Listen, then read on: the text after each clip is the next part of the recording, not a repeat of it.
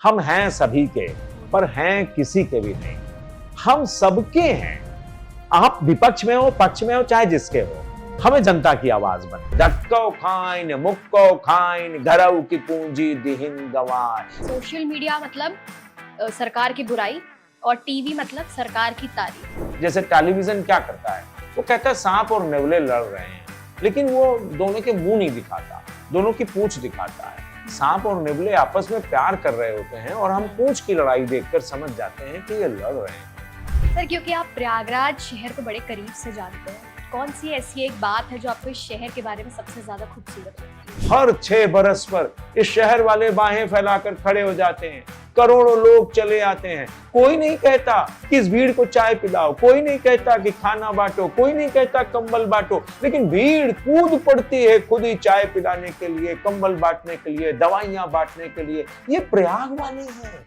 अब ट्रेन धीरे धीरे बढ़ी, मैं तुरंत उठा और इत्तेफाक से मेरी सीट जो थी 22 नंबर की थी, मैं तुरंत गेट के पास गया और चिल्लाकर कहा, फिल्म बनाई क्या? बहुत सारा माल है इसमें। आप इस वक्त देख रहे हैं पीपल ऑफ प्रयागराज, जहां हम आपको उन लोगों से मिलवाते हैं जो इस शहर की पहचान है। और मैं उस पॉडकास्ट की होस्ट तनिष्का चौरसिया। आज जिस गेस्ट से हम बात करने वाले हैं वो एक बेहतरीन स्टोरी टेलर है, इलाहाबाद यूनिवर्सिटी के मीडिया ऑफ स्टडीज़ के कोऑर्डिनेटर हैं। 17 से ज़्यादा किताबें इनकी पब्लिश हो चुकी है। जर्नलिज्म के फील्ड में 40 साल से भी ज़्यादा ये रहे हैं। एक जर्नलिस्ट, एक टीचर और एक ऑथर के रूप में इनकी जर्नी काफ़ी इंस्पायरिंग रही है।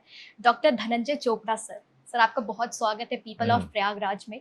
कैसे हैं आप? बहुत अच्छे। कैसा लग रहा है आपको इस पॉडकास्ट में? बढ़िया लग रहा है। युवाओं की टीम है और अपने प्रयागराज को बेहतर रूप से दिखाने का काम कर रहे हैं, तो ये और भी अच्छा लगता है।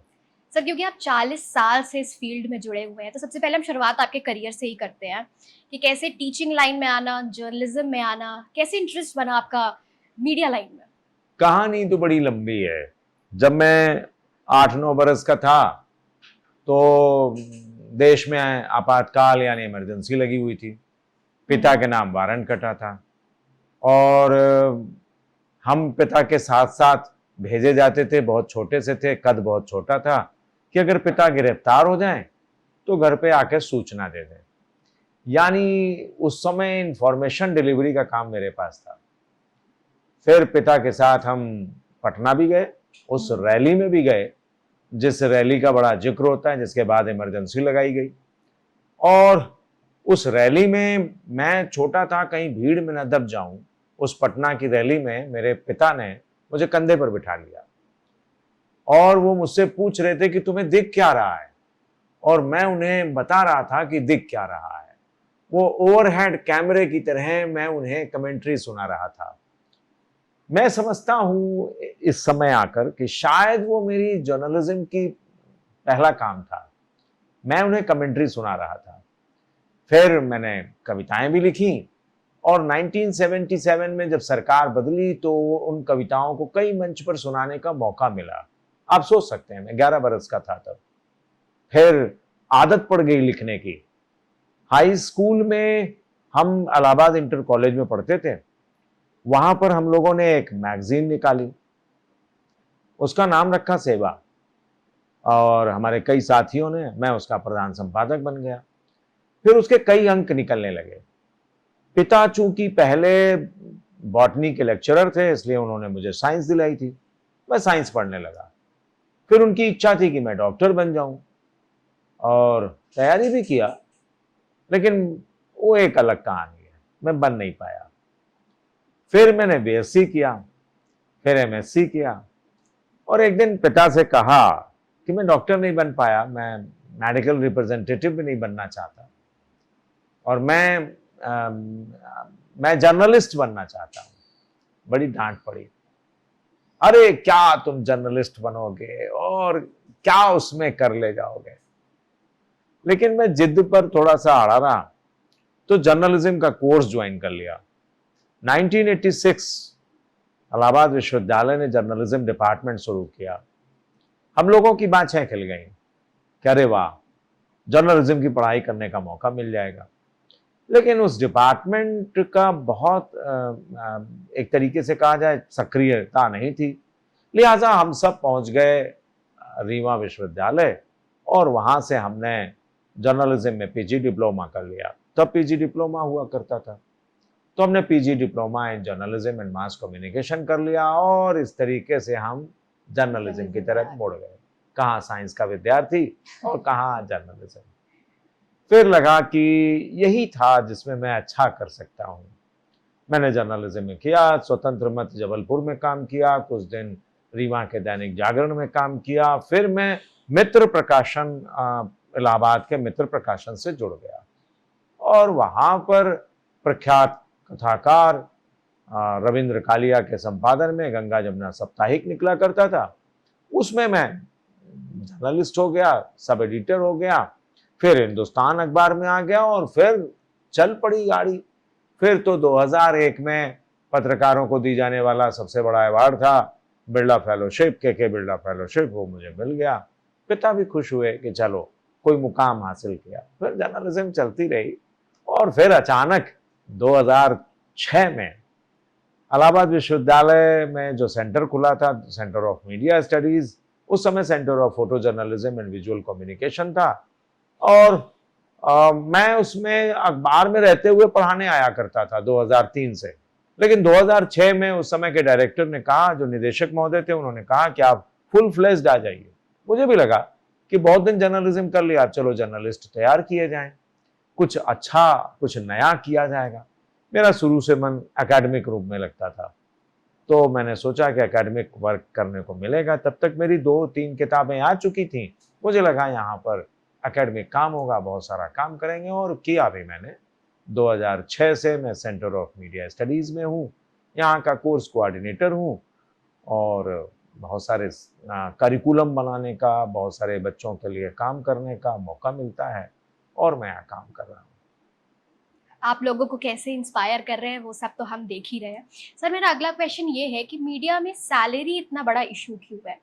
ये बड़ी ही लेस पेड इंडस्ट्री है, क्योंकि जब पर हम देखते हैं कि ऑर्गेनाइजेशन तो कमा रही होती है, पर जो सैलरी मिल रही होती है वो बड़ी कम होती है। अब एक टॉप के एंकर्स भी अगर हम देख लें तो वो इतना कमा रहे होते हैं जितना एक एवरेज सीरियल में या बॉलीवुड स्टार कमा ले रहा है। तो आपको इसका रीजन क्या लगता है कि क्यों इतनी लेस पेड इंडस्ट्री है ये? दरअसल एक लेवल है।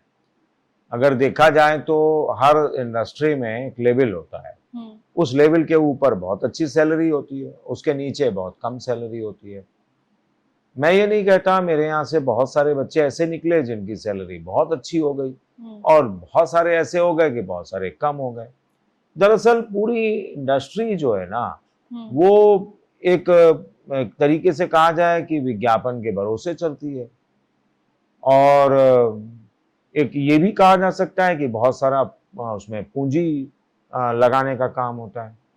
पूंजी और मुनाफे का खेल शुरू हुआ। दरअसल पहले हम मिशनरी जर्नलिज्म लेकर चलते थे और हम सोचते थे कि हम मिशनरी दिमाग के लोगों को ले आएंगे, वो कम सैलरी में काम कर ले जाएंगे। ये एक ट्रेंड बना, बहुत सारे लोगों ने किया भी, हमारे समय में भी ऐसे ही होता था। लेकिन दुनिया बदली 80 और 90 के दशक, पिछली सदी के, जब मनमोहन सिंह वित्त मंत्री थे और नरसिंहा राव जी प्राइम मिनिस्टर थे। उन्होंने क्या किया कि एक दरवाजा खोला एफडीआई का कि हम जो फॉरेन इन्वेस्टमेंट है वो मीडिया में हो जाएगा, 27% तक इन्वेस्टमेंट हो जाएगा। ये लगा कि जब इतने पैसे आएंगे फॉरेन के तो बहुत दुनिया बदलेगी। उससे पहले क्या हुआ था कि जब जब जब जब हमारे यहाँ इमरजेंसी लगी थी तो अखबार, मैगजीन सब सत्ता के खिलाफ थे। लेकिन जब फिर वो कांग्रेस सत्ता में आती है तो उसने लो पावर ट्रांसमिशन का जाल बिछा दिया, बहुत जगहों पर टेलीविजन चलने लगा।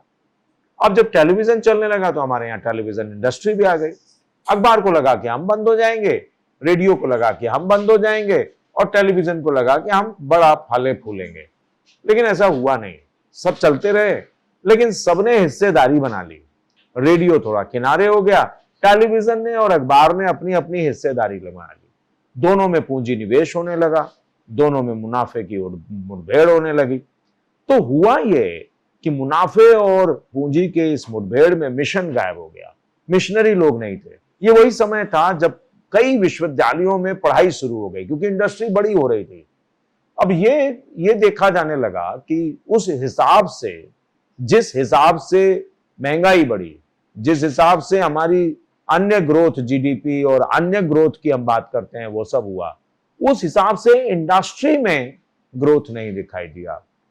लिहाजा इधर क्या हो रहा था कि बहुत सारे लोग मीडिया इंडस्ट्री के लिए तैयार होने लगे और इधर उतनी तादाद में लोगों की भर्तियां नहीं हो पा रही थी। यानी श्रमिक बढ़ते चले गए और श्रम मूल्य नहीं बढ़ पाया। अब कहते हैं ना कि भारत से बहुत सारे लोग बाहर भेजे जाते, क्यों? सस्ता श्रम। तो बहुत सारे लोग हो गए। अब उसमें से बहुत सारे लोग क्रीमी लेयर गए और ऊपर उठे और बहुत सारे लोगों ने काम किया। आज हमें गर्व है, हमारे बहुत सारे विद्यार्थी ऐसे, उनकी संख्या कम है कि उनकी सैलरी बहुत अच्छी है, और बहुत सारे ऐसे विद्यार्थी हैं जिनकी सैलरी बहुत कम है। ये बहुत बड़ा फर्क आता है यहाँ पर। सर, लोगों में एक जनरल पर्सपेक्शन बन चुका है कि सोशल मीडिया मतलब सरकार की बुराई और टीवी मतलब सरकार की तारीफ। लोग भी इधर उधर अपने हिसाब से सेटल हो चुके हैं। तो लोगों का ये नजरिया क्या सही है? नहीं, दरअसल टेलीविजन जो है, वो टेलीविजन हो या अखबार हो, देखो, जर्नलिज्म को हम इस तरीके से समझें कि जर्नलिज्म हमेशा व्यवस्था का विरोधी होता है। यदि वो व्यवस्था की तारीफ करेगा तो इसके माने कि बहुत सारे लोगों को नाराज करेगा। जनता जो होती है ना, वो सारी जनता जो है व्यवस्था से खुश नहीं होगी। जनता से बहुत सारे, व्यवस्था से बहुत सारे दुखी भी होंगे, तो उनकी आवाज बनता है। जर्नलिज्म जहां आवाज गायब हो जाती है या दबा दी जाती है, उसकी आवाज बनता है। यह हर जर्नलिस्ट को काम करना पड़ता है, हर लेखक को काम करना पड़ता है। टेलीविजन या अखबार या रेडियो, इनको अपना चलाने के लिए सत्ता से बहुत सारी चीज, सब्सिडी चाहिए, विज्ञापन चाहिए, बहुत सारा कुछ चाहिए। आजकल ये कहा जाने लगा है कि बहुत सारा मीडिया सत्ता की तरफ है। ऐसा नहीं है, हमेशा से रहा है, हमेशा से रहा है। और क्योंकि सत्ता से उसे सब्सिडी मिल जाती है, सत्ता से उसे विज्ञापन मिल जाता है। आज सत्ता बदल जाएगी तो भी ये मीडिया उन्हीं का गुणगान गाएगा, और ये मीडिया टेलीविजन मीडिया है। मैं फिर कहूंगा, अखबार अपनी साख बचाए हुए है कुछ हद तक, वो बैलेंस करके चल रहा है। सोशल मीडिया का क्या है? सोशल मीडिया को हम मीडिया में शामिल नहीं करते। दरअसल वो सोशल नेटवर्किंग हम उसे कहें तो ज्यादा अच्छा होगा। वो मीडिया का काम नहीं करता। सोशल मीडिया के आने के बाद everyone is journalist now, everyone is reporter now, everyone is photo journalist now, everyone is video journalist now. ये चलने लगा। Death of mass communication, death of distance, इसकी चर्चा होने लगी। सोशल मीडिया का इस्तेमाल कैसे किया जा रहा है, इस पर बहुत ध्यान देने की जरूरत है। सोशल मीडिया को क्या हम लोगों का, हमारे मीडिया का 4 काम था कि हम इन्फॉर्म करें, हम गाइड करें, हम उन्हें एजुकेट करें, हम उन्हें एंटरटेन करें। सोशल मीडिया का कुछ लोगों ने बहुत ही बेहतरीन इस्तेमाल किया। सोशल मीडिया के बहुत सारे टूल्स भी आ गए, उनका हमने न्यूज के लिए इस्तेमाल भी किया। लेकिन सोशल मीडिया का इस्तेमाल करते करते बहुत सारे सोशल मीडिया के लोग इस्तेमाल होने लगे। क्या हम ये कह सकते हैं कि जो लोग ये कहते हैं कि टेलीविजन सरकार की तरफ चला गया, तो क्या हम ये कह सकते हैं कि बहुत सारे सोशल मीडिया पर जो यूट्यूब चैनल या दिखाई दे रहे हैं, उनमें से बहुत सारे लोग क्या विपक्ष की तरफ नहीं चले गए? दरअसल जब हम काम करते थे तो हम अपने दफ्तर में पीछे लिखा देते थे, हम हैं सभी के, पर हैं किसी के भी नहीं। हम सबके हैं। आप विपक्ष में हो, पक्ष में हो, चाहे जिसके हो, हमें जनता की आवाज बननी है। ये गायब होने लगा। जनता की आवाज बनना ये गायब होने लगा। हम बाजार की आवाज बन गए, हम सत्ता की आवाज बन गए, और आम आदमी के हिस्से की खबर गायब होने लगी। दरअसल ये मीडिया में हुआ क्यों? क्योंकि पूंजी और निवेश हुआ तो मुनाफा लाओ। ये जो पूंजी लगाना था, उसने मुनाफे की मुठभेड़ मचा दी, मुठभेड़ कर दी, और इतनी होड़ हड़बड़ी हड़कंप मची कि हमारा वो जो मीडिया का काम था वो किनारे हो और इसलिए ये सारे फॉर्मूले आ गए कि गोदी मीडिया, पक्ष का मीडिया, विपक्ष का मीडिया, ये इसीलिए आ गया। दरअसल मीडिया ने खुद छोड़ दिया। हमें क्या जरूरत है कि प्रियंका चोपड़ा की शादी में कौन से पकवान बने, कितने कितने लोग खाना नहीं खा पाए, इसकी खबर कहां गई भाई। दरअसल टेलीविजन की पूरी होड़ हड़बड़ी हड़कंप ने मीडिया का पूरा चेहरा बदल दिया, बिगाड़ दिया, ये कहना थोड़ा सा होगा, बदल दिया। मीडिया आज भी मैं कहता हूं ना कि अखबार ने बचाकर रखा हुआ है कि कैसे होगा जब हमारे हिस्से की खबर नहीं मिलेगी, आम आदमी के हिस्से की खबर नहीं मिलेगी, जाहिर सी है कि आम आदमी को लगेगा तुम सत्ता के गुणगान गा रहे हो। बहुत सारे मीडिया विपक्ष का गुणगान गा रहे हैं। आज अभी एक चैनल, यूट्यूब चैनल हम देख रहे थे, उन्होंने बहुत आरोप लगाया कि सारे चैनल जो है वो किसी चैनल में पहले थे और अब अपना चलाते हैं। अब वो कह रहे हैं कि सारे लोग जो हैं सत्ता का गुणगान कर रहे हैं और ये देखिए ये विपक्ष में ये हो रहा है, तो आप विपक्ष का गुणगान कर रहे हैं साहब। तो आज के समय में सब आदमी संदिग्ध होता चला जा रहा है। अगर मीडिया का कोई भी आदमी, चाहे सोशल मीडिया पे हो, चाहे कहीं भी हो, चाहे यूट्यूब चैनल चला रहा हो, अगर वो किसी पर आरोप लगाता है तो उस पर भी आरोप लग सकता है। हमें काम करना है, जनता की आवाज बनना है, हमें काम करना है, हमें लोगों को इन्फॉर्म करना है, हमें लोगों को गाइड करना है, हमें लोगों को एजुकेट करना है। ये काम नहीं होगा तो जो जनता है वो आपको ऊपर उंगली उठाने लगेगी। दरअसल हम पक्ष विपक्ष किसी में नहीं होते। हमने जर्नलिज्म किया, हमने सक्रिय जर्नलिज्म, हमारी जो अखबारों की रही है वो 22-24 साल की रही है और हमने उसमें देखा कि हम अपने आप को कैसे बचा सकते हैं। हमें बहुत सारे लोगों ने कम्युनिस्ट कहा, बहुत सारे लोगों ने कांग्रेसी कहा, बहुत सारे लोगों ने सपाई कहा, बहुत सारे लोगों ने बसपाई कहा, लेकिन ये क्यों कहते थे? क्योंकि हम रिपोर्ट करते थे और सबको रिपोर्ट करते थे, तो हर विपक्ष वाले को लगता था ये उसकी तरफ है, पर हम थे किसी के भी नहीं। हम तो थे सभी के, तो हम हैं सभी के, पर हैं किसी के भी नहीं। हमें जो सच लगेगा, जो जनता के लिए लगेगा, वो दिखाएंगे। ये होना चाहिए, तभी मीडिया की साख बचेगी। मैं कहता हूं कि अखबार वाले थोड़ा सा बैलेंस करके चलते हैं, लेकिन टेलीविजन नहीं कर पा रहा है। और सोशल मीडिया पर लोगों का बहुत सारा विश्वास बनाने का काम करा जाए तो ये बहुत ही अच्छा यूज हो सकता है, बहुत अच्छा उपयोग हो सकता है। लेकिन है क्या कि अभी तक इस दिशा में काम करने वाले कम लोग ही बचे हैं जो सोशल मीडिया का सही इस्तेमाल कर पाए। सामाजिक मुद्दे, जब हम समाज की आवाज बनते हैं, सामाजिक मुद्दे हम समाज कहते हैं उसे, समाज का मीडिया, तो समाज से उभर कर सामने आता है, लोगों के बीच में से निकल कर आता है। जब हम कहते हैं डेथ ऑफ मास कम्युनिकेशन, तो हमारा मतलब क्या है? हमारा मतलब है कि हर आदमी कम्युनिकेट कर रहा है, हर आदमी फोटो खींच रहा है, हर आदमी अपने समय का इतिहास लिख रहा है, हर आदमी अपने आप को और अपने आसपास को रिपोर्ट कर रहा है। तो एवरीवन इज जर्नलिस्ट नाउ। तो सोशल मीडिया पे अगर कोई बुराई कर रहा होता है सरकार की, तो अगर जब सरकार अच्छा काम करता है तब तो वो नहीं बोलते, तो इस पे आप क्या कहना है कि दोनों पक्ष भी तो वो दिखा सकते हैं? दोनों पक्ष दिखा सकते हैं, वही मैं कह रहा हूं ना कि आपको हर पक्ष, आपको बड़ा रिव्यूअर होकर बैठना पड़ता है, बड़े एनालिसिस करनी पड़ती है और आपको ये देखना पड़ता है कि भाई सच क्या है। बिल्कुल। वो दिखाइए, धड़ल्ले से दिखाइए। अब आप भूल जाइए कि ये सत्ता का है या विपक्ष का है, लेकिन आप सच दिखाने से पीछे। दरअसल हम लोग एक ऐसे समय में हैं जिसे हम पोस्ट ट्रुथ का टाइम कहते हैं। पोस्ट ट्रुथ, इसे इस तरीके से समझें कि जैसे टेलीविजन क्या करता है, वो कहता है सांप और नेवले लड़ रहे हैं, लेकिन वो दोनों के मुंह नहीं दिखाता, दोनों की पूंछ दिखाता है। सांप और नेवले आपस में प्यार कर रहे होते हैं और हम पूंछ की लड़ाई देखकर समझ जाते हैं कि ये लड़ रहे हैं, उसी में जनता खुश हो जाती है। दरअसल पोस्ट ट्रुथ का जमाना है, साझा सच गायब है, साझा सच है ही नहीं कहीं। और अगर साझा सच आ जाए, आज से ये कहा जाए कि महात्मा गांधी ने आज से कितने बरस पहले कहा था कि हम लोगों को अधूरा सच, झूठा सच परोस रहे हैं, इसे रोका जाना चाहिए। ये तब से है, तब से है। उन्होंने तो ये भी कहा था कि पत्रकार चलती फिरती महामारी है। ये भी शब्द है उनका। क्यों कहा जा रहा था?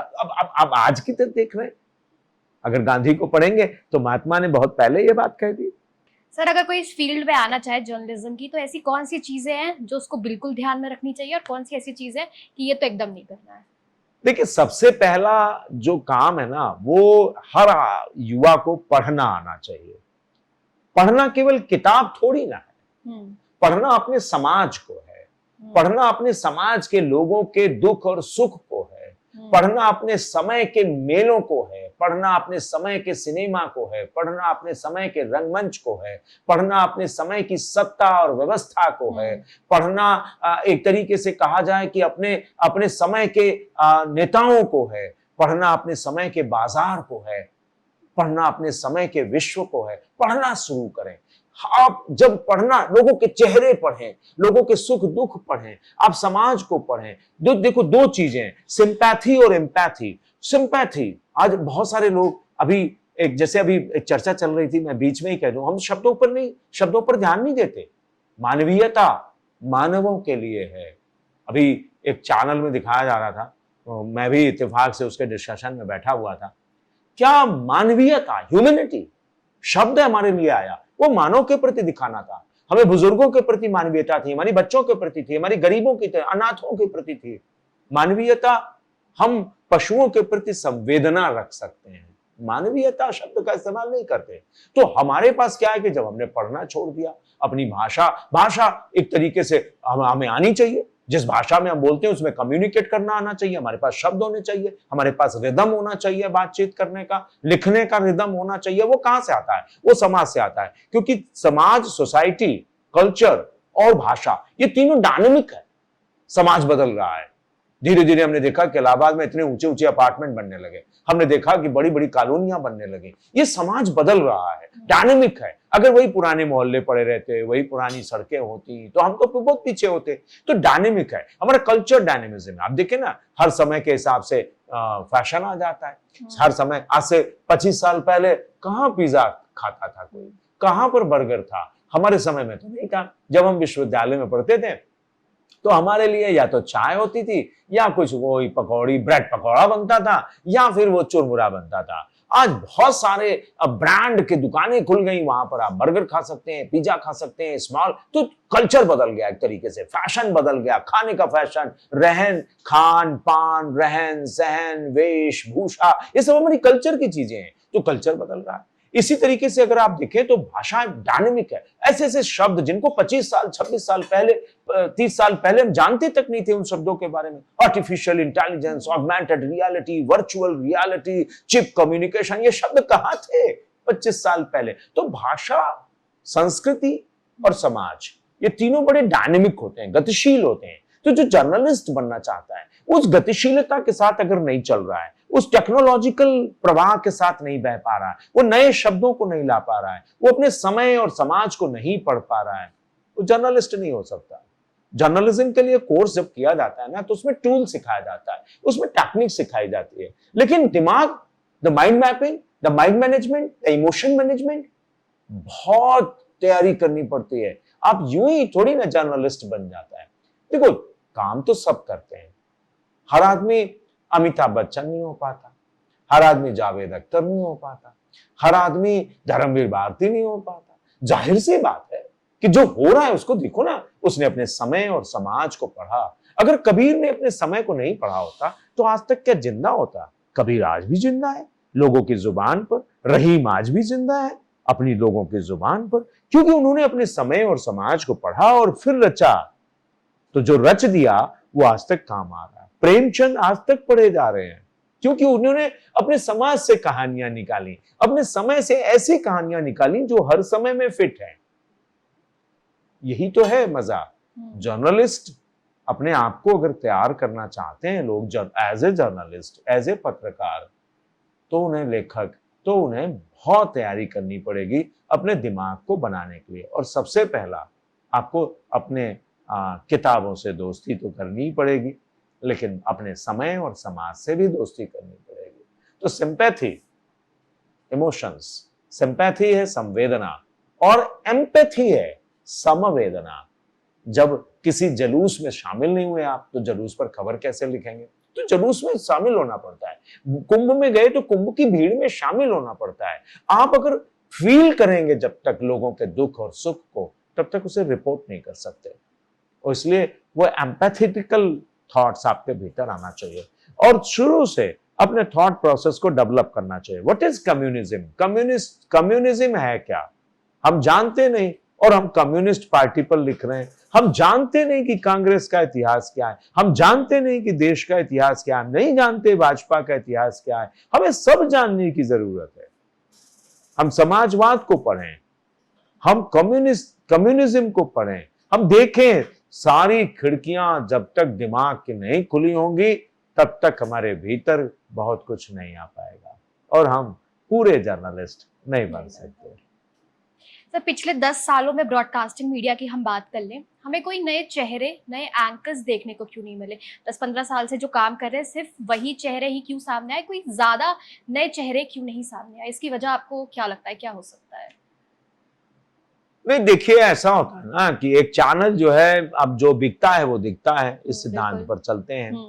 वो एक अभी जो ये आया 2011 के बाद से एक ब्रांडिंग इन जर्नलिज्म आ गया।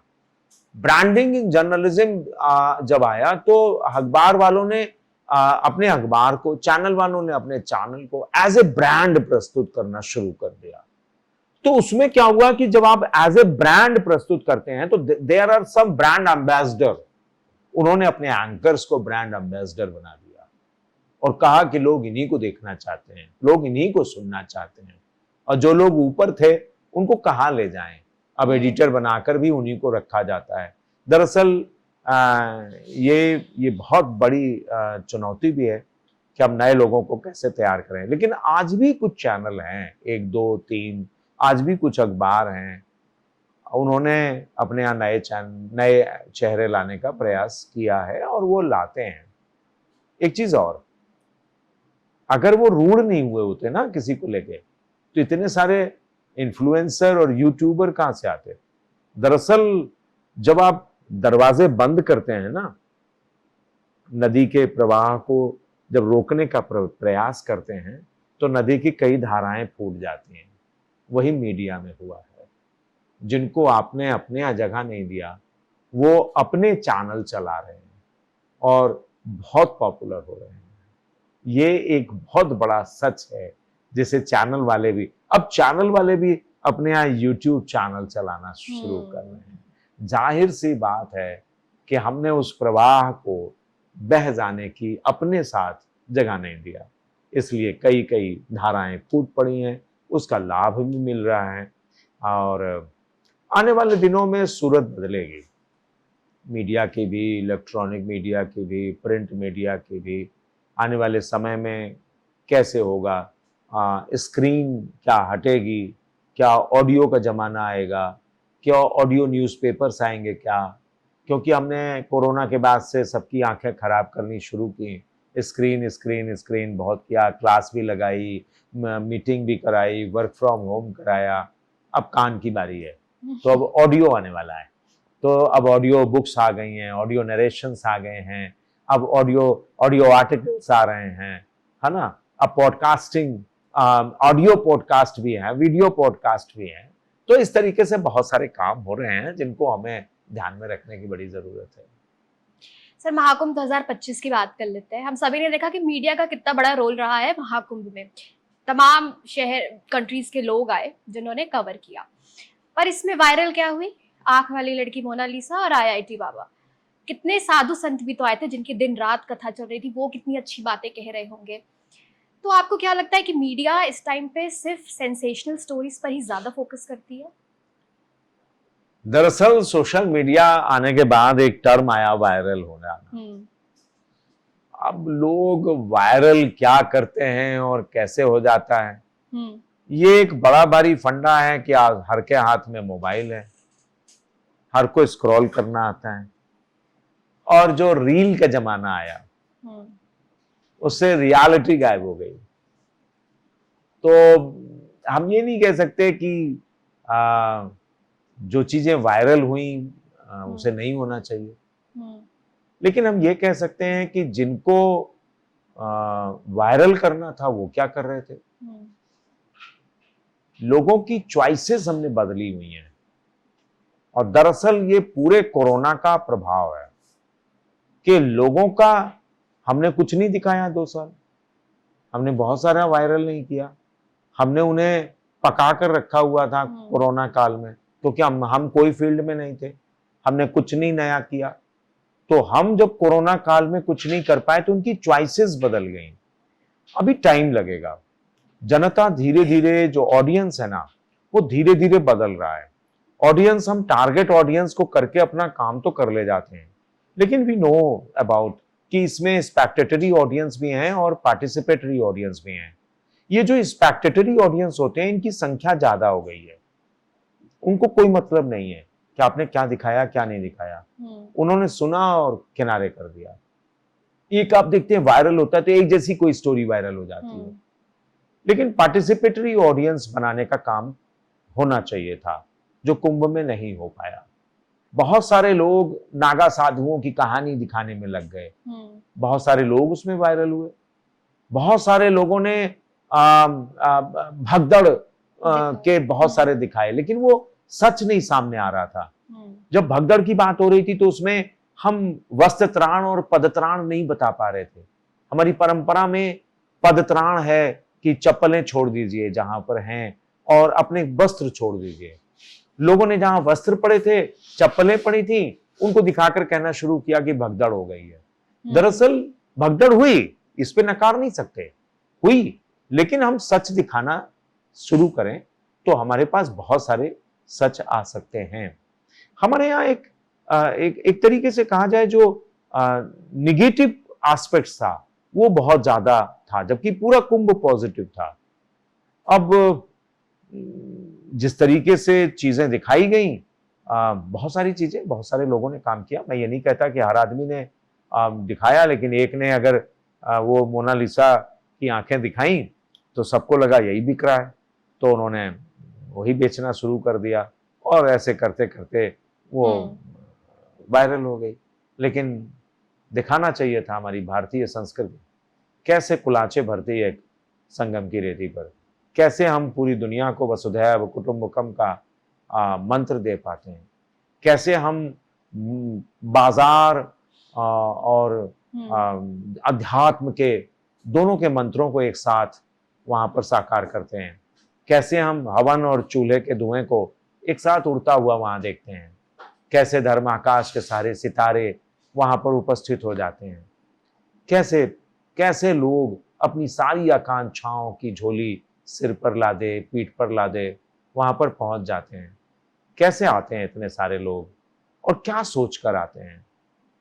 ये बड़ा भारी रिसर्च का विषय हो सकता है। दुनिया तब से रिसर्च कर रही है और तरह तरह के अपने निर्णय देती है, लेकिन कुंभ फिर कुंभ है और उसमें बहुत सारी संस्कृतियां, बहुत सारी आवाजें, बहुत सारी पन्ने पृष्ठ तैयार होते हैं।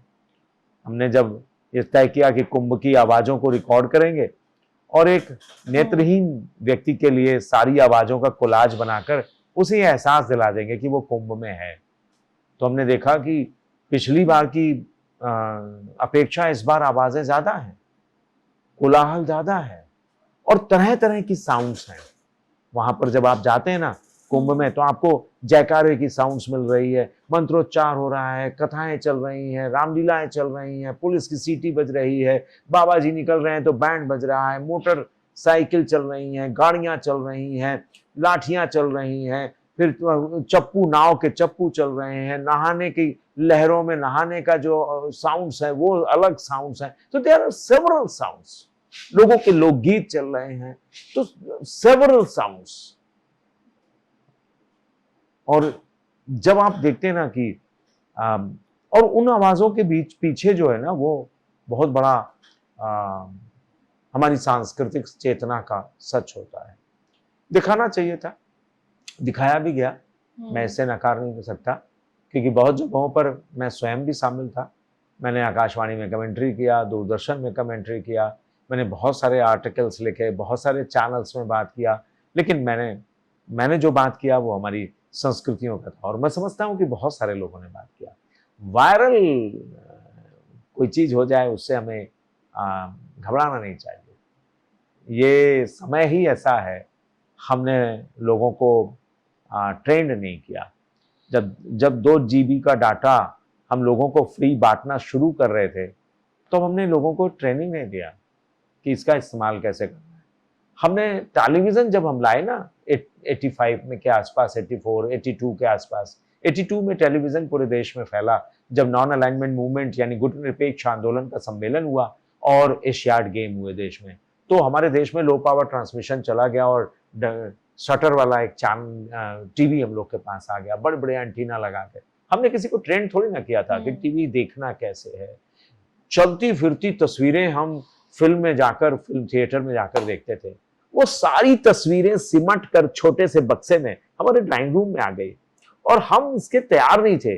बाजार में इतने से पाउच को पकड़ाया, उसमें शैम्पू था, उसको लेकर गांव की मुनिया बाल लहराती हुई भागी। हमने शैम्पू पाउच से शुरू किया, आटे के पाउच पर हम आ गए। कैसे बाजार ने हमें बदल दिया, हम उसके लिए तैयार नहीं थे। हम चलती फिरती तस्वीरों को देखने के लिए तैयार नहीं थे। बरास्ते आकाश दूसरे देशों की संस्कृतियां, अपसंस्कृतियां, अश्लीलताएं हमारे ड्राइंग रूम तक पहुंचने लगी। हमने चूं तक नहीं किया, हमने बदलाव के साथ बहना स्वीकार कर लिया।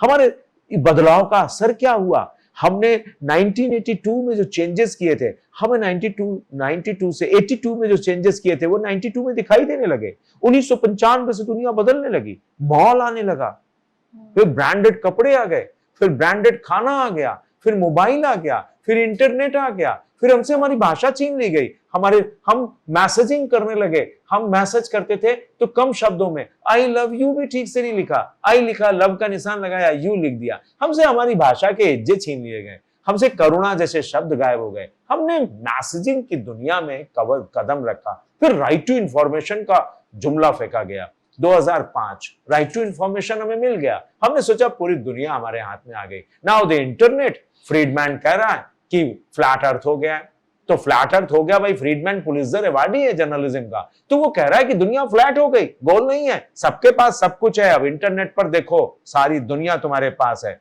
और अचानक क्लास में गूगल आ गया, किताबें गायब होने लगी, गूगल हमारे सामने आ गया। हम दुनिया को बदलते देखते रहे, हम चिल्ला भी नहीं पाए, किताबों को बचाओ, किताबों को रखो, देखो ये किताबें बड़ी जरूरी हैं। हम खुद गूगल पर चले गए। हमने क्या किया, प्रोजेक्टर लग गया, क्लासरूम बदलने लगे, तो हम प्रोजेक्टर पर स्लाइड दिखाने लगे। हमने व्हाइट बोर्ड पर या ब्लैक बोर्ड पर लिखना भी छोड़ दिया। फिर धीरे धीरे हम स्लाइड को नरेट करते थे। फिर धीरे धीरे कोरोना आया तो हम स्लाइड को डिस्पैच करने लगे, स्लाइड ले लो, पढ़ लो, एग्जाम दे देना। दरअसल पूरी दुनिया के इस बदलाव में हमसे बहुत सारी चीजें छिन गई। 2005 के बाद दुनिया इतनी तेजी से बदलने लगी कि हमने सोचा भी नहीं। अब जब हम पूरी, अगर 1995 से 2005 को हम कहते हैं इंफॉर्मेशन रिवॉल्यूशन, तो 2006 से 2015 को हम कहते हैं नॉलेज रिवॉल्यूशन। उसी समय हमारा वित्त मंत्री कहता है knowledge based economy, knowledge based market, और उस समय इतना हल्ला होता है कि जिसके पास ज्ञान के नए केंद्र खोजो, न्याय ज्ञान के नए विषय खोजो। यूनिवर्सिटीज में पढ़ाई के लिए नए नए विषय आने लगे, नए नए विषयों पर पढ़ाई शुरू हो गई। एक जर्नलिज्म पढ़ता था, फिर उसमें आ गया ब्रॉडकास्ट जर्नलिज्म, फिर दूसरा जर्नलिज्म टेलीविजन जर्नलिज्म, यहां तक तो ठीक था। लेकिन उसके बाद अभी वेब सीरीज जर्नलिज्म आई है, अभी वेब सीरीज पर लोग पढ़ा रहे हैं, ऐप जर्नलिज्म पढ़ा रहे हैं। तो तमाशा है इस दुनिया में, और हम लोग उस तमाशे के मूक साक्षी हैं। हमने कभी चू तक नहीं किया। हमारे मोहल्ले से दर्जी गायब हो गया, हमारे मोहल्ले से वो चाट का ठेला लगाने वाला गायब हुआ, फिर बहुत सारी चीजें हमारे हिस्से से चली गई। हम आज दुकानों में जाते हैं, अपने नंबर की कमीज खरीद लेते हैं, है ना। हमें क्रिएटिंग वी का फॉर्मूला जब दुनिया में दिया गया था तो यह कहा गया था क्या हमें एक जैसा बनाया जाएगा क्या, तो ब्रांडेड कमीजें एक जैसी पूरे देश में बिकती हैं। आप पहले कमीज से पहचाने जाते थे, अपने कपड़ों के डिजाइन से पहचाने जाते थे, आज ऐसा नहीं है। आज दर्जी हमारे लिए कपड़े नहीं सिलता, सबके लिए सिलता है। आज ब्रांडेड कपड़े, ब्रांडेड खाने, हमें एक जैसा बनाने की कोशिश की गई, एक जैसे रंग में रंगने की कोशिश की गई। उससे बचने की जरूरत थी, हम बच नहीं पाए हैं। हमसे पूछोगे तो हमने बहुत अच्छे से पिछली सदी भी जिया है और बहुत अच्छे से 21वीं सदी के भी 25 साल गुजारे हैं। अगर आप देखें तो पिछली सदी में हमने ज्यादा समय गुजारा था। हमने देखा था कि लोग कैसे अपनी संस्कृति और सभ्यता को बचाने में लगे हैं, और हमने देखा है लोग नई संस्कृति और नई सभ्यता को बनाने में कैसे लगे हुए हैं। हम टेक्नोलॉजी के बयार में बहते हुए वो लोग हैं जिसने टेक्नोलॉजी को साथ लेकर चलने का प्रयास किया। लोग टेक्नोलॉजी के साथ आ रहे हैं। जेड जनरेशन हमारे साथ थी, फिर अल्फा जनरेशन आ गई, फिर बीटा जनरेशन आ गई। हम पढ़ाने वालों को लिए जेड जनरेशन को पढ़ाना थोड़ा कठिन था, फिर हमने सोचा कि अल्फा आएगी तो और कठिन होगा, सरल हुआ। अब बीटा आएगी तो और सरल होगा, क्योंकि उसके पास बहुत सारी चीजें होंगी। बहुत सारी चीजें का मतलब है उसके पास चैट जीपीटी होगा, उसके पास आर्टिफिशियल इंटेलिजेंस होगा। आज हमारे हाथ से क्रिएटिविटी चली जा रही है, उसे रोकने की जरूरत है। हम आज जरूरत पड़ रही है कि हमारे यूनिवर्सिटी में क्रिएटिव कैंपस की कल्पना को साकार किया जाए। हमारे स्कूलों में क्रिएटिव रूम बनाए जाएं, बच्चों को क्रिएटिविटी से जोड़ा जाए, क्योंकि जो कुछ बचा सकता है हमें इस टेक्नोलॉजी से वो है क्रिएटिव कोलाज। हमें बच्चों को लिखना, पेंटिंग करना, कहानी कहना, किताबें पढ़ना। आप सोचिए पूरे देश ऑस्ट्रेलिया में कह दिया गया कि भाई अब कंप्यूटर नहीं चाहिए हमें लाइब्रेरी में, किताबें चाहिए। 2009 में पूरी लाइब्रेरी में कंप्यूटर आ गए थे, लेकिन विश्वविद्यालय ने कहा कंप्यूटर हटाइए, किताबें लाइए। पूरा अभियान चल रहा है। और मैं आपके इस चैनल से ये कहना चाहूंगा, हमने किताबों से दोस्ती का अभियान चला रखा है। हम लोग बहुत दिनों से काम कर रहे हैं। हम अपने साथ यात्राओं में कुछ किताबें लेकर चलते हैं, और जिस स्टेशन पर उतरते हैं चादरें बिछाकर किताबें रख देते हैं। आओ, तुमने रास्ते में अगर कोई किताब पढ़ी हो, तुम्हारे पास कोई किताब हो, उसमें डालो और एक किताब और उठा ले जाओ। तुम्हारी किताब हमारे पास आ जाएगी, हमारी किताब तुम्हारे पास आ जाएगी। इसके अलावा एक किताबों से दोस्ती का और अभियान मैंने चलाया हुआ है। लोग अपने किसी जन्मदिन में जाते हैं किताबें दें।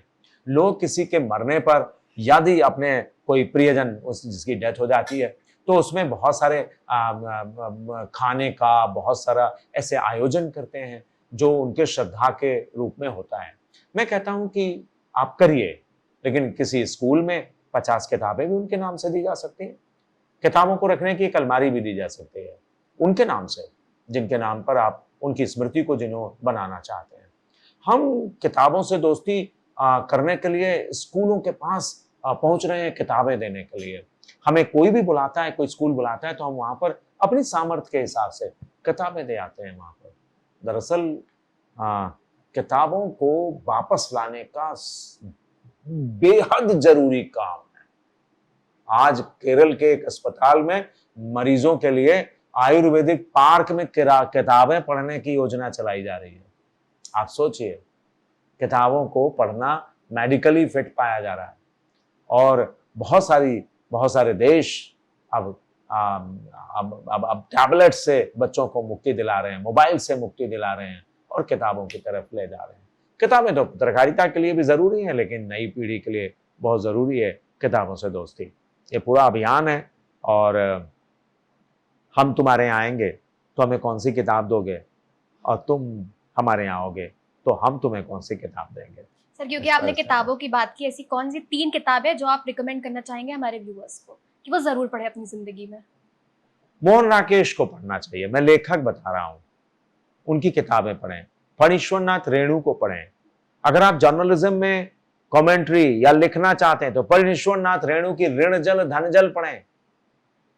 मोहन राकेश का आधा अधूरा पढ़ें, और धर्मवीर भारती की बांग्लादेश युद्ध की रिपोर्टिंग पढ़ें। बहुत सारा माल है इसमें। जब मैं कहता हूं ना बहुत सारा माल है, यानी कि शब्दों का माल है, वाक्यों का माल है, भावनाओं का माल है, और ये हमारी स्ट्रेटजी में शामिल होना चाहिए कि हमें बेहतर किताब। वैसे तो एक लेखक अपनी किताब जरूर रिकमेंड कर देता है कि भैया पढ़ो हमारी किताब, लेकिन मैं इन 3 लेखकों को बेहतर मानता हूं। मैंने तीनों की किताबें पढ़ी हैं और मोहन राकेश का आधे अधूरे, धर्मवीर भारती का अंधा युग, या अब एक और लेखक का नाम आप जोड़ सकते हैं उसमें, कबीर को जरूर पढ़ें। कबीर पहला पत्रकार है।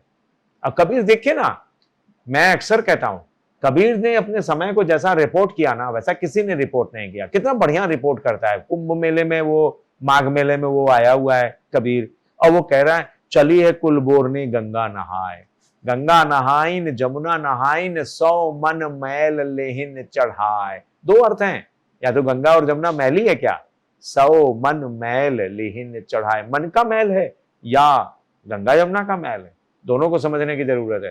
फिर वो कहती है धक्को खाइन मुक्को खाइन घरऊ की पूंजी दिहिन गवाए, यानी कितनी भीड़ है, धक्का मुक्की हो रही है। धक्को खाइन मुक्को खाइन घरऊ की पूंजी दिहिन गवाए, चलिए कुल बोरनी गंगा नहाए। फिर वो कहते हैं बहुरी बुझाइन खसम के मूड़े दिहिन धराए, गठरी उठरी लादे चले यार। अजब गजब कबीर। कबीर हमें आध्यात्म भी सिखाते हैं और कबीर हमें समाज में जीना भी सिखाते हैं। तो जिनको अगर जर्नलिज्म करना है, जिनको भी अपने राइटिंग में जाना है, कबीर को जरूर पढ़ें। मैंने 3 लेखक उधर बताया, कबीर को जरूर पढ़ें। हमन है इश्क मस्ताना, हमन को होशियारी क्या, हमारा यार है हमारे भीतर, वो यार जो ऊपर है, हमन को बेकरारी क्या। लिखने वाले को पढ़ोगे तब पता लगेगा कि क्या लिखता है वो आदमी। सर, क्योंकि आप प्रयागराज शहर को बड़े करीब से जानते हैं, कौन सी ऐसी एक बात है जो आपको इस शहर के बारे में सबसे ज्यादा खूबसूरत लगती है? इस शहर के लोग अक्कड़ फक्कड़ हैं, बिल्कुल है ना, अपनी मस्ती में है तो है। हमें ये जाम लगा, हमें देखा जाए चल वो उधर। चक्कर ये है कि ये जो लापरवाही या बेपरवाही है ना, ये जीने का सलीका है, जीने का सलीका है। मैंने देखा है हमारे पुराने मोहल्ले में एक सज्जन पुरुष, मतलब उनकी एक जने डेथ हो गई, एक सज्जन पुरुष आए और उन्होंने तुरंत काम संभाला, ये ऐसे करो, ये ऐसे करो, ऐसे टिड्डी बनेगी, ऐसा ये होगा, बांधा बूंदा, और फिर उसका जो है जब अर्थी उठी तो हाथ जोड़ा और अपने रास्ते चल दिए। मैंने पूछा ये कौन थे, कहीं पता नहीं, क्यों आए थे पता नहीं। बहुत बाद में पता चला कि वो कौन है और ऐसा क्यों करते हैं। दरअसल हमारा ये शहर जो है ना, वो अक्खड़ लोगों का है, फक्कड़ लोगों का है, जो जिंदा दिली लोगों का है, बकैतों का है, लंतरानी बाजों का है।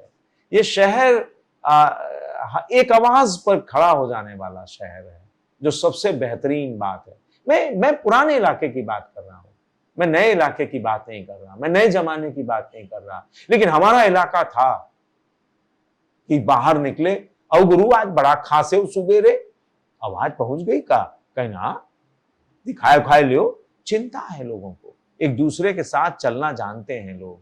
ये शहर है जो करोड़ों लोगों को आत्मसात कर लेता है बाहें फैलाकर। हर 6 बरस पर इस शहर वाले बाहें फैलाकर खड़े हो जाते हैं, करोड़ों लोग चले आते हैं। कोई नहीं कहता कि इस भीड़ को चाय पिलाओ, कोई नहीं कहता कि खाना बांटो, कोई नहीं कहता कंबल बांटो, लेकिन भीड़ कूद पड़ती है खुद ही चाय पिलाने के लिए, कंबल बांटने के लिए, दवाइयां बांटने के लिए। ये प्रयाग वाले हैं। ऐसा कहां मिलेगा जहां आवाज नहीं दी जाती, जहां कहा नहीं जाता कि निकलो भीड़ आ गई है, तुम्हें चाय बांटना है, जहां कोई हाथ जोड़कर नेता कोई नहीं कहता कि आप करिए ऐसा, या कानून नहीं है या कुछ नहीं, यह स्वतः चलता है शहर।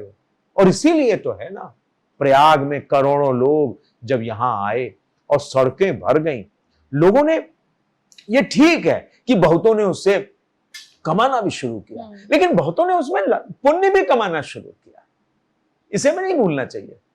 और ये प्रयाग की रवायत को बचा कर रखना चाहिए। दूसरी जो खास बात है ना, यहां के लोग किस्सा गो बहुत है, गप मारना। दरअसल गप जो मारते हैं ना, वो ऑथेंटिक गप मारते हैं, उसके पीछे का सच होता है। और वो बड़ी हमारी पीढ़ी की बनावट और मजावट में जिन लोगों का काम था, योगदान था, उन्हें हम नहीं भूलते। उनके वो चलते फिरते किताब थे। वो चलती फिरती किताब। तो हम लोगों की बनावट और मजावट में वो चीजें शामिल हो गई। आप एक किताब बन जाइए। जब हम जर्नलिज्म का सिद्धांत पढ़ते हैं ना, कौन कह रहा है, क्या कह रहा है, किससे कह रहा है, किस माध्यम से कह रहा है, आप सोचिए। हेरोल्ड डी लॉसवेल कहता है, who is saying, what is saying, through which channel, to whom, with what effect. कौन कह रहा है, क्या कह रहा है, किस माध्यम से कह रहा है, किससे कह रहा है। तो यहां का आदमी कहता है मैं कह रहा हूं, आई एम अथॉरिटी, मैं कह रहा हूं। जब आता है ना कि मैं कह रहा हूं, तो आर यू अथॉराइज्ड और not to say something about this. अब ये कहने के लिए अधिकृत है तो वो अधिकार प्राप्त करता है। और इसीलिए कहा जाता है इलाहाबाद का आदमी अपने समय और समाज को बहुत बेहतर ढंग से पढ़ता है। और इसीलिए यूं ही नहीं है कि हमने दुनिया में बड़े बड़े संत दिए, बड़े बड़े नेता दिए, बड़े बड़े लेखक दिए। हाँ, हम यूं ही नेतृत्व करता देने वालों में से नहीं है, ये इलाहाबाद है। अब देखिए, और तीसरी क्वालिटी, ये मस्त मौला, आलसी और बेपरवाह लोगों का शहर है। यूं ही थोड़ी ना हनुमान जी आकर लेट गए यहाँ पर, या फिर मलूक दास ने कहा, अजगर करे न चाकरी, पंछी करे न काम, दास मलूका कह गए सबके दाता राम। पढ़े रहो, सबके दाता राम। ये मलूक दास यही के हैं, यही के हैं। और ये धरती इसलिए भी है कि गुरु नानक अपने मां के पेट में यहां आते हैं, गुरु तेग बहादुर यहां आते हैं, यहीं पर रसूले कदम है, यहीं पर पार्श्वनाथ आते हैं, यूसुफ मसीह भी यहां पर आए 2 बार, रामचंद्र जी भी आए, कृष्ण के आने की भी कथा है यहां पर। ये प्रयाग है, यूं ही थोड़ी ना है, ये प्रयाग तीर्थराज है। यहां 2 बड़े नाग यहां पर पूरे शहर को संभालते हैं। एक है तक्षक नाग और दूसरा है नाग वासुकी नाग।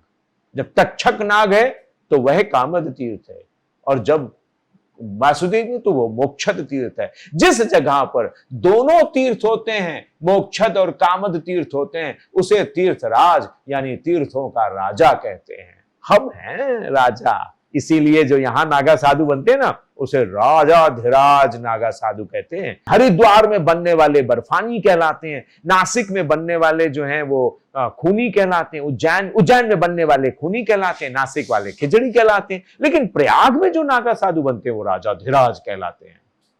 तो हम पूरी दुनिया के राजाधिराज हैं, हम प्रयाग वाले हैं। हम बड़े एक तरीके से कहा जाए कि जो अलमस्ती हमारे भीतर है, हमारे शहर के भीतर है, वो दुनिया में कहीं नहीं मिलती है। हमने कहना रहा, कह दिया काकल लेबो, ये वाला है ना। हमें कहना रहा, हम कह दिया काकल लेबो, कुछ नहीं कर सकते हो। ये जो है ना, ये भाव है बड़ा, हमें यार छोड़ो देखा जाए, ये जो भाव है ना, ये मस्त है तो है, हम हैं, कहीं हमें यार तुम ये हो, अबे हैं तो हैं, काकल लेबो भाई। तो ये जो भाव है ना, ये इलाहाबाद को, प्रयाग बनाता है। बहुत हमारे यहाँ जो पुराने शहर के लोग हैं, बनावटी नहीं है, मस्त मौला लोग हैं, मस्त मौला लोग हैं। बड़ी खूबसूरती से सर आपने हमें शहर के बारे में बताया। क्या आपको लगता है आगे चल के ये शहर एक मीडिया हब बन पाएगा, दिल्ली मुंबई की तरह? ऐसा कह नहीं सकते। अच्छा, मीडिया हब अब छोटे छोटे शहरों में है। मैं एक घटना बता देता हूँ। मैं गंगा गोमती से लखनऊ जा रहा था। लक्ष्मणपुर या लक्ष्मण नगर एक स्टेशन है, वहां पर ट्रेन रुक गई किसी कारणवश। मैंने देखा, मैं एसी चेयर कार में बैठा था खिड़की के पास, तो मैंने देखा कि 2 लड़के बैग लिए हुए ट्रेन की तरफ बढ़ रहे हैं, और एक लड़का जो है वो वीडियो शूट कर रहा है उनका। मैंने सोचा दोस्त जा रहे हैं, एक दोस्त जो है बना रहा है। इन तीनों की उम्र 17-18 बरस थी, और अचानक से ट्रेन चली तो वो दोनों लड़के कूद गए हंसते हुए ट्रेन से। तो ये शूट क्यों कर रहे थे? मैं भागा, अब ट्रेन धीरे धीरे बढ़ी, मैं तुरंत उठा और इत्तेफाक से मेरी सीट जो थी 22 नंबर की थी, मैं तुरंत गेट के पास गया और चिल्ला कर कहा, फिल्म बनाई क्या? तो कह रहे हाँ, नंबर नोट कर। वो लड़का भागा और नोट करने लगा, एक तो पेन से लगाया, मैंने अपना व्हाट्सएप नंबर दिया, भेजना, मजा आएगा जी कर रहा उसने। फिर वो फिल्म जो शूट की थी वो मेरे पास आ गई। मैंने उसे थोड़ा सा मांजा और उसे एक कंपटीशन में भेज दिया, और ये कहते हुए कि ये गांव के बच्चों ने बनाई है। बच्चों का कंपटीशन था और बाल भवन से हम फिल्म बनवाया करते थे। वो फिल्म पहुंच गई, जीत गई, जीत गई। वाह। आप छोटे छोटे शहरों में बच्चों में क्रिएटिविटी आई है। इस छोटे से टूल ने ना, ये जो टूल है दैट इज कंप्लीट स्टूडियो, और ये बहुत जागरूकता आई है। तो हम ये कहें कि इलाहाबाद हब हो जाए या कोई और शहर हब हो जाएगा, नथिंग। अब हमारे पास बहुत सारे चैनल हैं, यूट्यूब पर चलने वाले बहुत सारे चैनल हैं, फेसबुक हमें दिखाई दे रहा है, बहुत सारे चैनल हैं, इंस्टाग्राम पर रील दिखाई दे रही है। Everyone is creative now. हमें बचाना है तो उनके भीतर की उस क्रिएटिविटी को, जो उन्हें सोचने और समझने की ताकत डेवलप करें। यही हमें काम करना है। अच्छे लोग आए, अच्छा कंटेंट हमारे पास आए। आने वाले समय में लोग चूजी होने जा रहे हैं। आने वाला समय लोगों को और जागरूक बनाएगा। धीरे धीरे लोग समझने लगे हैं कि व्हाट्सएप यूनिवर्सिटी कैसे चलती है, फेक न्यूज़ क्या होती है, पेड न्यूज़ क्या होती है, पेड व्यूज़ क्या होते हैं, फेक व्यूज़ क्या होते हैं। अब लोग समझने लगे हैं और धीरे धीरे ये अंतर लोगों को पता चल रहा है। तो ये सुधरेगी स्थिति और रिफाइंड होकर सामने आएगी और बेहतर ढंग से सामने आएगी। और जाहिर सी बात है कि जब मैं कहता हूं कि everyone is journalist now, everyone is writer now, तो दुनिया तो बदलेगी ही। हम एक हब नहीं, हजारों हब की बात करें, वहां पर मिलेंगे। सर, ये मेरा आखिरी सवाल है आपसे। सोशल मीडिया का दौर आ रहा है, लोग नए आइडियाज लेके आ रहे हैं, नया सेटअप लोग इंस्टॉल कर रहे हैं, हम जैसे बैठ के पॉडकास्ट अभी कर रहे हैं। तो इस नए दौर को आप कैसे देखते हैं? देखो, बेहतरीन, मैं हमेशा जो समय होता है, जो हमारा समय होता है और आने वाला समय है, उसे बेहतरीन ही मानता हूँ। दरअसल अब जो लोग आ रहे हैं और जो आने वाले होंगे, वो बहुत ही क्रिएटिव काम कर रहे हैं। बिल्कुल। हमने इधर जब भी देखा तो बेहतरीन विषयों के साथ और बेहतरीन प्रस्तुति के साथ लोग कंटेंट को परोस रहे हैं। दरअसल जो हमारा जो इधर न्यू ट्रेंड चला है कि हम लोगों को कैसे जोड़ें और अपने ऑडियंस को पार्टिसिपेटरी ऑडियंस कैसे बनाएं, तो उसके लिहाज से बहुत सारा काम ऐसा हो रहा है जहां लोगों का जुड़ाव बेहतरीन हो सकता है। अगर आप देखें तो पॉडकास्टिंग की दुनिया धीरे धीरे बड़ी होती जा रही है। मैं एक उदाहरण देता हूं। कुंभ में मैंने लगभग देशी और विदेशी टेलीविजन मिलाकर 12 चैनलों से बात किया, लेकिन इससे कहीं ज्यादा पॉडकास्टर से बात किया। चैनल बड़ी हड़बड़ी में मेरे पास आए, लेकिन पॉडकास्टर बड़ी तैयारी से आए। दिल्ली से एक पॉडकास्ट करने आई थी और वो पूरा एक सेटअप, 3 घंटा लगा घर में सेटअप लगाने के लिए। मैं बैठा रहा, मैंने कहा इतनी तैयारी, इतनी क्रिएटिविटी, इतना इधर से लाइट, ये कैमरा, इतने कैमरे, इतना तो टेलीविजन वाले भी नहीं ले गए। तो दरअसल जो कंटेंट आने वाला है वो होड़ हड़बड़ी हड़कम का जमाना गया। पॉडकास्टर्स पूरे सिनेरियो को चेंज कर देंगे, और अगर सही ढंग से किया जाए तो आप सोचिए कि they are learning tools. Podcaster जो है, पॉडकास्टिंग जो है as a learning tools for society, for people, और इतना बेहतरीन काम हो सकता है, कहने की बात ही नहीं। मैं पिछले दिनों एक एनालियूज गया था, वहां के बच्चे पॉडकास्टिंग करना चाहते थे और उनको जब पॉडकास्टिंग उन्होंने करना शुरू किया तो समझिए कि इतने बेहतरीन विषयों के साथ, इतने बेहतरीन सवालों के साथ, और उनके दिमाग में ऑडियंस डिफाइन है, ऑडियंस डिफाइन है। तो जो पॉडकास्टिंग की दुनिया है ना, उसको ऑडियंस डिफाइन करके चलना पड़ रहा है। हम किसके लिए हैं, हम फोकस्ड हैं उस पर, और इसलिए वो इधर उधर भाग नहीं रहे हैं। इसलिए उन्हें पता है कि हमें अगर कंटेंट परोसना है तो हमें उस दिमाग की भूख को शांत करना है। जो लोग उनको सुनने के लिए तैयार बैठे हैं, उनके दिमाग की भूख को शांत करना है। दरअसल 21वीं सदी में सबसे जरूरत है, सबसे ज्यादा जरूरत है इस दिमाग की भूख को सही रास्ता दिखाना। कोरोना के बाद से ये और भी जरूरी हो गया। दूसरा ये कि हम पॉडकास्टिंग के जरिए वहां पहुंच जा रहे हैं जहां पर टेलीविजन नहीं पहुंच पा रहा है, बड़े बड़े चैनल नहीं पहुंच पा रहे हैं, वहां पर पॉडकास्टर्स पहुंच रहे हैं। तो एक तरीके से कहा जाए कि मैंने पहले ही कहा कि अब जो हमारा देश का ऑडियो विजुअल कल्चर आ रहा है उसमें बड़ी तेजी से चेंजेस आ रहे हैं और इस ऑडियो विजुअल कल्चर में जनता भी शामिल है। इसलिए हमें बड़े सधे हुए कदमों से आगे बढ़ने की जरूरत है। आने वाली जो पीढ़ियां हैं, आने वाले जो लोग हैं या जो लोग काम कर रहे हैं, उनको ये देखना होगा कि हमारे जो लोग हैं वो पार्टिसिपेटरी ऑडियंस ज्यादा से ज्यादा बने। हम जो चीजें कन्वे करना चाहते हैं, जो चीजें उन लोग तक पहुंचाना चाहते हैं, वो चीजें सहज भाव से, सहज शब्दों में, सहज प्रस्तुति के साथ उन तक पहुंच जाए। ये काम तो करना पड़ेगा और आने वाला भविष्य और बेहतर होगा कहने सुनने के लिए, बात करने के लिए, लोगों तक बात पहुंचाने के लिए। लोग ये जानेंगे कि हमें आर्टिफिशियल इंटेलिजेंस या चिप कम्युनिकेशन के बरक्स कैसे खड़े होना है, ये बहुत ज़रूरी है। अभी मस्क की कंपनी ने एक चिप बनाई और चिप बनाकर वो जो विकलांग थे, जो देख नहीं पा रहे थे, उनके या सुन नहीं पा रहे थे, उनके दिमाग में इंसर्ट कर दी और कहा कि वो बात कर सकते हैं। तो क्या आने वाले दिनों में कम्युनिकेशन की दुनिया चिप के जरिए होगी? चिप कम्युनिकेशन यहाँ आ जाएगा? सोचना तो पड़ेगा। अगर यहाँ आ गया तो क्रिएटिविटी का क्या होगा? चैलेंज है जो पॉडकास्टर्स हैं उनके पास चैलेंज है कि वो आर्टिफिशियल इंटेलिजेंस, चैट जीपीटी, इनके कंटेंट से अपने कंटेंट को कैसे अलग करेंगे और कैसे वास्तविक रचनात्मकता को, जो सृजनात्मकता है हमारे समाज की, लोगों की, उसको कैसे लोगों तक पहुंचाएंगे। यही जुड़ाव होगा, तभी हम बच पाएंगे और इसलिए बहुत ज़रूरी है कि हम अपने बेहतर भविष्य के लिए ऐसा काम करें। Thank you so much sir इस बातचीत के लिए। मुझे पूरा विश्वास है कि मुझे जितना मजा आया ये बात सुनने में, हमारे व्यूअर्स को भी उतना ही मजा आया होगा। Thank you sir. धन्यवाद।